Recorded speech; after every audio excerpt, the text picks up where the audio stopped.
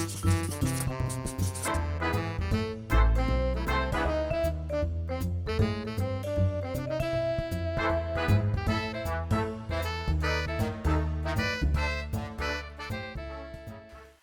this is Dave. Welcome to The Table, and today we're going to be taking a look at Lewis and Clark, The Expedition from Cedric Chabousset, and this is published by Ludonaut and Asmodee. Now, this is a racing game for 1 to 5 players, traveling back into time through the expeditions and travels of Lewis and Clark and all of these other different characters, working our way to be the first ones to travel from St. Louis to Fort Clatsop on the Pacific coastline. This game has a lot of cool elements. There's deck building, worker placement, hand management, all wrapped up into this. Let's take a look, and I'll come back and I'll give you my thoughts. Okay, here I have Lewis and Clark set up for 2 players, and I'm going to give you an overview of how the game works. I'm not going to go over all of the rules, but I do want you to get a feel for how this game plays out. And first thing that I want to do is talk about this game board in the screen that you see here. It's divided up into 3 different sections, and this top section is the territory that we will be exploring. And so each of the players will start off with their scout and their camp set up at St. Louis, and we'll be racing across, traveling through rivers and mountains to be the first ones to establish our camp at Fort Clatsop on the Pacific coastline. And we're going to be doing that over a series of actions that we'll take throughout the game.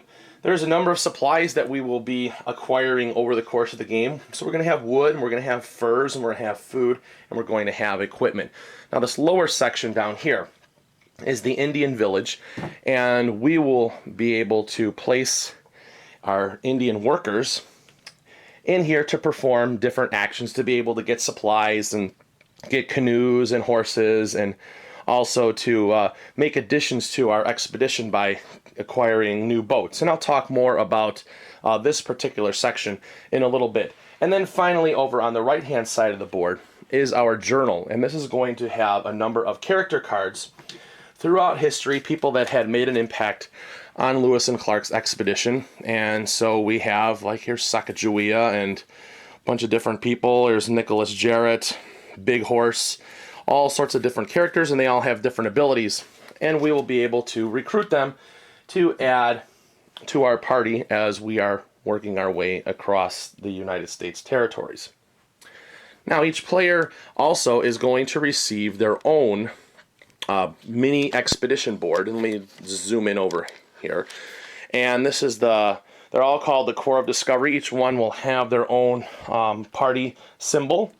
And there are a number of boats that are on here.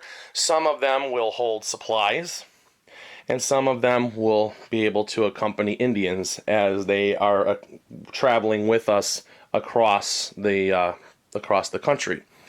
And there's different symbols on here, and I'll talk about those a little bit later when I'm talking more about the gameplay. And each player is going to also receive a set of 6 cards, and they all have different characters on them depending upon which party you have. This one happens to be led by Meriwether Lewis, and each of them has their own little symbol down at the bottom, and they all will have the same powers, just to different characters. So, for example, this one here is led by Charles Floyd, and they're all the same cards. So we're going to have our commander, who's going to make orders to make our scouts move forward. We have a translator who is going to help us in the Indian village, and then we also have different people that are skilled at doing different things. For example, we have a fur trader, and we have a lumberjack, we have a blacksmith, and we have a hunter, and they'll all be able to acquire resources for us. So, and then at the setup of the game, there's also going to be a number of these little Indian workers that we will be using, and they're going to make their way into the village. So at the setup of the game, each player is going to start off with one of these, each resource. Here we have 1 equipment, we have 1 fur, and we have 1 food stored in our first boat, and we will have 1 Indian that is going to accompany us. So let's talk about how this game is played. Okay, in Lewis and Clark, this is a race to be the first one to establish their camp at Fort Clatsop, and what we're going to be doing on our turns is trying to be as efficient as possible to send out our scouts as far as we can and then establish camp. And we're going to do this over a series of turns, trying to be the first ones to do that. Now, the way that this is all going to happen is going to be over actions that we're going to take, and on each player's turn, we're going to take a mandatory action, and then there's a couple of optional ones. The mandatory action that we have to take on each turn is going to either play a card or take an action in the village. And let's talk about these card actions first. And so we start off with, all of us are going to have 6 cards, and let's talk about each of the cards, or not each of them, but let's talk about the cards. Up in the upper left-hand corner is going to be the strength of this card, and this is going to be related to the back side, how much power it's going to offer when used to activate other cards, and I'll talk about that shortly. But this one is going to offer us 1, so it has a strength of 1. There's also a symbol in the upper corner, and that is related to the different types of resources, and this is very important because these symbols are going to be relative to how a lot of cards are activated. And so, for example, this one, and this is the actual the power that this card is going to produce, and this is going to allow us to gain 1 equipment for each time that's activated for each of these symbols in front of myself and the players to the left and to my right. And so in a 2-player game, it's only going to be the player to the one side. But in a 3 or 4-player game, it's going to be your neighbors on both of your sides. And then, of course, we're going to have who this character is. This happens to be Alexander Willard, so he's a character in history. So if I choose to want to play this card and gather up equipment, this card will not act on its own. It needs to be powered by other cards. So let's talk about this. They need to be essentially powered by Indians. And so what we can do is we have to make a decision which of these other cards in our hand that we want to use to activate it. And once we activate it, this card is the other card is no longer going to be able to be used either until we set up camp. So let's say, for example, we are not going to be pressed for food, and so we're going to use Shaman to activate this particular card. So what I will do is take the other card out of my hand and play it upside down like this and lay the card down. And what this will do is activate this card 1 time, and so it will allow me to get 1 resource for each symbol that's in front of myself and my neighbors. And so right now I would just have this 1 symbol in front of myself. If my neighbors had it out, I would count up the symbols on there too.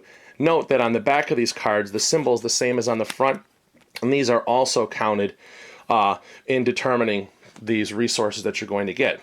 Now this one is going to be activated 1 time, and there are other cards that we could use in its place. Maybe we want to activate it twice, but this is giving up an important card. Or we can also choose to take Indians in our party and place them on there as well to do that. So now this would be activated twice, so I'd be able to perform getting this resource action 2 times, so I would get double the amount of resources.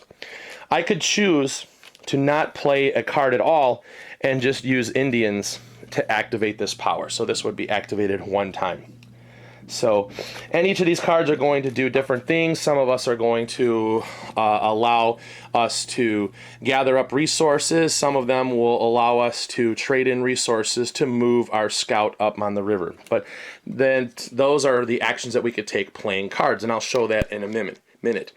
Now the other thing that we have is actions that we can take in this village. And the way that this is going to work is we will take Indians from our expedition and we can place them on different spaces on the board to do different things. Now, this is going to be a worker placement style part of the action. And so there are certain spaces in the village where you can only place 1 Indian. So for example, if I decided to do this here, I would be able to get either 2 fur or 2 wood. Those are the resources that are on there. Let me zoom in so you can see these small circles. Same one here. If I went to this one, I'd be able to get 1 equipment and 1 wood. Now, there are some larger spaces that are on the board that, for example, over here, that we can place up to 3 Indians can be placed there. And so on a turn, we could place multiple Indians on there. And if somebody else had only placed 1, we'll be able to come in and activate this as well. What this is saying here is for each time that we place an Indian, we could trade in 2 wood to get a canoe. So this is going to help us to do this. Now, if another player had done that and we chose to come in and place 2 Indians there, it's not going to activate 3 times. It's only going to be the 2 that we place there. But now this space is full and we'll no longer be able to use this. Now, as the Indians are being placed on the board, nobody else can use them, and they're going to stay there until somebody chooses on their turn to play the interpreter card. If they play this interpreter card, what it's going to do is take all of these Indians and bring them into the powwow area here in the center, and we can choose to take as many of these as we want back into our party and put them on our boats. So there, I just did that. I have 4 Indians on the boats, and now all those spaces are available to be used again. And then what would happen is if there's an Indian in the reserve, a new one would come into the welcome area down here. So a lot of times if you perform this multiple times, you'll be able to get new Indians to come in. And one of the other things when we play the interpreter card is that over on this side over here, the lower character card would be removed and these would all slide down, and a new one would become available. And I'm going to talk about this particular, these cards in just a moment. So those are the different things that you can do. In this turn we can get supplies, we can choose to buy additional boats. For example, this one will allow us to carry additional supplies, this one will allow us to carry more, and I'll talk about this, this symbol here shortly. So once we have taken a mandatory action, either playing a card or taking a village action, we have a couple of optional things that we can do. We can choose to recruit cards from the journal, and let's take a look along the side. Each of these cards are going to offer us different benefits and different things that we can that we'll be able to do. They're going to be a lot more powerful than some of the other cards that we start off with, but each of them have a cost associated with them. And if I pan here from the bottom to the top, you'll see that there is an increasing cost for them. And each time that we want to do this, first of all, we're going to have to pay furs, and secondly, we're going to have to also trade in equipment. And the way that that's going to work is related to the strength of this card. So for example, this one here would cost me 1 fur and would cost me 1 equipment. If I go up to this other one here, this one's going to cost 3 furs and 3 equipment, so on and so forth. And the original setup for the cards is they were originally set up according to the strength from lowest to the most powerful.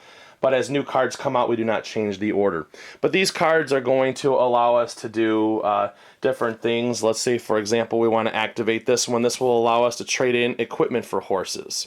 So depending upon the strategy of things that we want to do, we could choose to try to recruit Broken Arm. And we're going to want to do that paying attention to the symbols that we want and the different powers that we have. Now, one of the interesting things is now this game has an element of like a deck building aspect.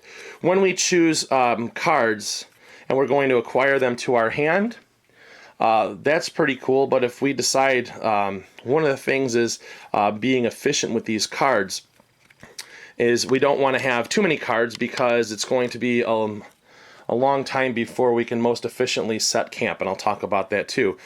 But they can also be discarded for equipment on the back. If we choose to trade them in, some of these down at the bottom will be used to pay, we can use these to pay for equipment. So for example, if I chose to discard this card, I would be able to get 2 equipment. Now, a couple of cards that we don't want to get rid of. You never want to get rid of your interpreter because you'll never be able to get Indians back, and you really don't want to get rid of your commander because you won't be able to order movement. So you really don't want to get rid of these. After a while, once you're pretty set in resources, you get better ones. These are cards that you may want to choose to discard from. So you can add different cards to your hand. That's an optional phase. Now, the other thing is that we can optionally do is to make camp. And this is going to be the most important part of the game, because when we're choosing to do this is going to have a big effect on how far our progress can be. So let's say over the course of the game that we were to establish a movement all the way up this far. So we have our camp set up here, and we were able to get our scout up that far. And it seems like, hey, wow, you know, we're only a couple more turns, we're going to make it to the end of the game. That's not exactly true. What we need to do then is we'll look at the number of cards that we still have left in our hand. Let's say, for example, we decided to make camp. I still have 3 cards in my hand. Each one of these is going to cost 1 unit of time. So we're going to have to move backwards 1, 2, 3 spaces. Also, depending upon what we have on our boats, and we can shift these things around all the time, but if I had this particular one stuff on here, I'm going to lose time. This is going to cost me time for equipment that I have on this boat. This one here, if I have stuff on here, it's going to cost me 1 unit of time per cube that's on here. And the same thing with if we have too many Indians with us. Each time it's going to do that. So let's say, for example, we had all of that progress coming, and we ended up having to lose even more. 1, 2, 3, 4. Let's say that those penalties cost us 4. Now I will be able to move my camp up to that space, and all of the cards that I had played previously will go back into my hand. So now I'll be able to use actions over and over and over again. That's probably the most confusing aspect of this game, is understanding the whole breaking camp. And so now that we've done that, we have our progress set up here. And so our camp, the good thing is that even if there's penalties and our scout moves backwards, our camp will never move. So the good thing is we can always have forward progress. So each of the players are going to be doing this, moving themselves forward.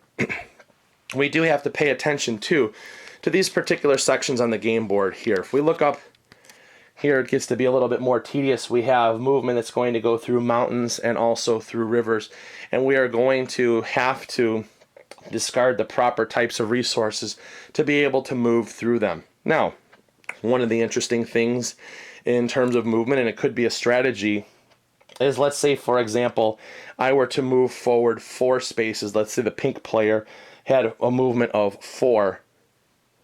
1, 2, 3. We cannot be on the same space as another player, so we jump in front of them. So we actually get an extra movement out of that. So that's one thing that you can choose to try to do strategically while moving back and forth. So like I said, on a turn, we're going to play some actions and try to do different things. And we're going to get different our Indians back, and we're going to try to have them with us. They can be very, very useful, and but they can also cost us a lot of time. So one of the things that I want to talk about really importantly in closing is that as we're acquiring all these resources, as long as we have room for them on our boats, we can use them. But we also have to make sure that we are efficient in spending them so that we don't get penalized with too much time. And so one of the options in the game is, as you're taking resources, you can take as many as up to the maximum that it is activated. So if you were to get 6 furs and you really only wanted 4, you could take 4. You don't have to take all 6. So again, thematically, we're working across our way, trying to have this expedition to be the first ones to reach the East Coast with all these different character cards throughout history. It gives a really, really good experience this way. It's going to combine elements of worker placement. We have deck building, we have hand management, all sorts of things, all wrapped up into Lewis and Clark. All right, let's talk about Lewis and Clark, the Expedition. The first thing that I want to talk about is the artwork. Vincent Dutray has done a phenomenal job with this particular game. Box art cover looks amazing. All of these character cards, every single one of them has its own unique images on there, which I think is awesome. And the thing that I like about it is, with this being a card game and everybody starts off with the same type of cards, is that they all have their unique images on there, that it's not a generic symbol for like your lumberjack, the fur trader, and those characters like that. So I'm really glad that they had done that, and he does a phenomenal job with that. Beautiful game board, the expedition boards, and this. So can't say enough about that. So Vincent, you did a fantastic job with the artwork and creating a visual experience in Lewis and Clark for us to enjoy. Now, the other thing that I want to talk about is the rule book. The rule book itself is pretty well written. There is a learning curve to understanding how everything flows in this game, and I'll talk about that briefly in a moment. But overall, done a really good job. There's a lot of visual explanations of things that are going on. But more importantly, this is the cool thing. History behind the game. Here you have background of the whole thing with Lewis and Clark and the travels, and even better, with every single character that's in the game. That's all of these guys and gals and animals too. There is a little short bio about each of these characters, and then also explaining what their abilities are. So you talk about bringing history to life. This is perfect for this, and one of the things that's really important for me and what I'm doing with my games, my reviews, is that from a family perspective, this is bringing history to life. You have all these different characters, and whether or not you know who some of these people are, throughout the game, you'll be able to look them up and learn, and it's going to make you appreciate more what was going on with the travels of Lewis and Clark and all of the people that are in their company. And so I think that that's really, really, really important in this game, and I'm glad that they have done this, because it just takes this game not only as an entertainment aspect, but now it's moved it into an educational thing by bringing history alive. Now, we get into the gameplay itself. Lots of cool things. Mechanic-wise, we've got a bunch of different things going on. First of all, you have a race that's going on, and that's the primary drive of Lewis and Clark, is a race to be the first ones to get your camp established on the Pacific coastline at Fort Clatsop. And it's all going to come down to efficiency. That's what's going to drive this game, and it's revolved around three mechanics that are driving that efficiency. First of all, let's talk about the worker placement that's in the village. And you have to be efficient in placing your Indians there, knowing when to place them and where to place them. Are you looking at things for yourself? Are you looking to take some actions that are going to block your opponents from being able to have a big turn? That's going to lay into some of your decisions as you're placing these Indians in the village. Also, being able to know when you are taking actions, what are you going to do? Do you want to just take one Indian for free? Do you want to add on, be able to take more on with the risk of taking more time? Are you going to want to be able to bring a little bit of equipment, more equipment? How are you going to want to manipulate the cards that are in the journal for us to be able to recruit? So lots of different things are going to come into the timing and when to do those things. And then also when it'll come into card play is when to be able to play the interpreter to draw those Indians back. And so you've got some things that are laying into that strategic element. You have your hand management aspect. You have all these different cards to be playing out in your hand, and you're going through and you're trying to be efficient because you want to be able to do as much as you can before you have to make camp, because you don't want to get penalized a unit at a time for each of these guys that you have left in your hand. And so that's going to be important, and looking to be able to be efficient and maximize what you can do. And then you also have a deck building aspect to this game that's also driving it. Being able to recruit characters from the journal. You're drawing in these characters, and it's cool because you want to have more people in your party. But the other thing that's going to double back now onto the hand management is knowing when to start relieving some of your company members from their duty and not taking them with us any further, because the more cards that you have in your hand, yes, you can do lots of different things, but sometimes it's going to put you in a position where you're going to have to make camp to get certain cards back into your hand, and you're going to get penalized if you have a lot of them in there. So you're going to have to really think about which cards you can get rid of in this game, and you can use them as equipment to pay for new cards that are coming in there. So you have to look and see which ones are which ones and when. So you have those different things that are all driving some underlying strategy in this game to be efficient to move across the game. Now, looking at this game from a family perspective, we have the whole historical element in here. And the other thing is, too, this game is really going to drive players, especially this one, got to play with teenagers. I don't see trying to play this with young kids. Not that they couldn't grasp the concepts, but with the multiple elements and multiple strategies going on, it's just going to be a little bit more than their brains are developed to be able to process the information. So this says 14 and above on here, and I'm going to stick with that. But this game is really going to push you to think about a lot of things and trying to have multiple strategies going on in your mind. And so it's going to be good, really good exercise for the brain, trying to be efficient as possible.